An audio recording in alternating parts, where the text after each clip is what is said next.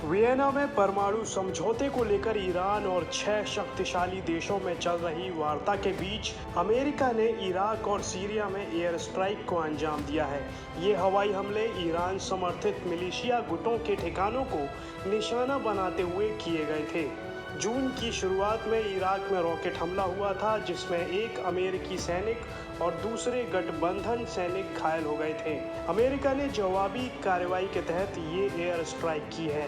राष्ट्रपति Joe Biden के निर्देश में अमेरिकी सेना ने इस हमले को अंजाम दिया।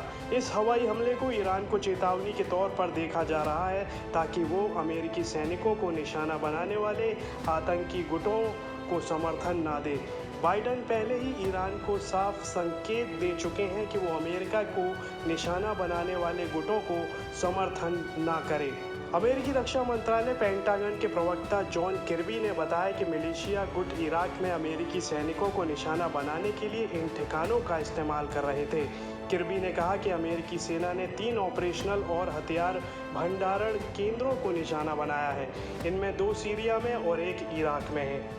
किर्बी ने अमेरिकी हमलों को अपनी रक्षा में उठाया गया कदम करार दिया है। उन्होंने कहा कि ईरान समर्थित मिलिशिया गुटों के हमलों के जवाब में एयर स्ट्राइक को अंजाम दिया है। पेंटागन के प्रवक्ता ने कहा कि अमेरिका ने अपने सैनिकों के खिलाफ जोखिम को कम करने के मकसद से इन हमलों को अंजाम दिया है।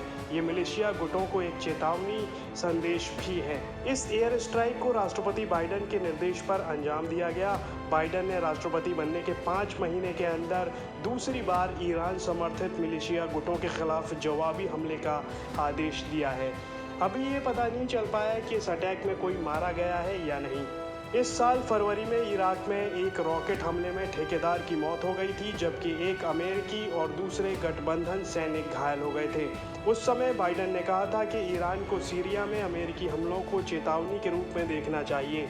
अगर ईरान मिलिशिया गुटों का समर्थन करता है तो उसे इसके नतीजे भुगतने के लिए तैयार रहना चाहिए। किर्बी ने कहा कि राष्ट्रपति बाइडेन अपने सैनिकों की सुरक्षा को लेकर प्रतिबद्ध हैं।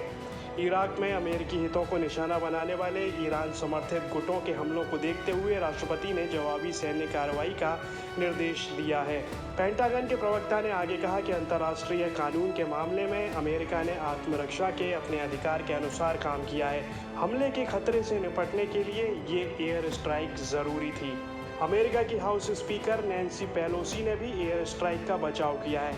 उन्होंने जारी बयान में कहा कि अमेरिकी हवाई हमले एक गंभीर और खतरे के खिलाफ एक्शन है। अपने सैनिकों की सुरक्षा हमारी जिम्मेदारी है। अमेरिका ने ईरान समर्थित गुटों के खिलाफ ये हवाई हमला तब किया है जब ईरान परमाणु ठिकानों के भीतर की तस्वीरें अंतर्राष्ट्रीय परमाणु ऊर्जा एजेंसी को देने से इनकार कर रहा है।